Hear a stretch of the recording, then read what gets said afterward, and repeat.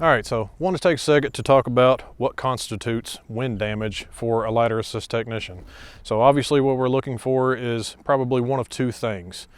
First of all, if you see shingles or tabs completely missing off of a roofing system, forcefully removed by the wind, that's pretty cut and dry. Pretty easy to call that wind damage.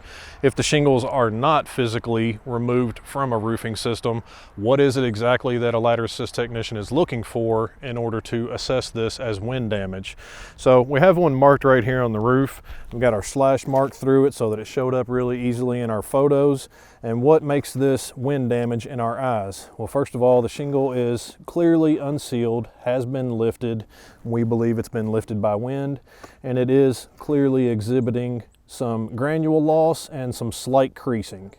So it hasn't been completely flipped over and left in a damaged position, but there is granule loss and there is some creasing there. The shingle is unsealed.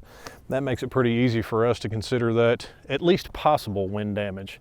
Now, even if an adjuster disagrees with that, they have the authority to override our assessment, but we believe that to be possible wind damage, so we document it, we present it to the adjuster so they can make an educated decision.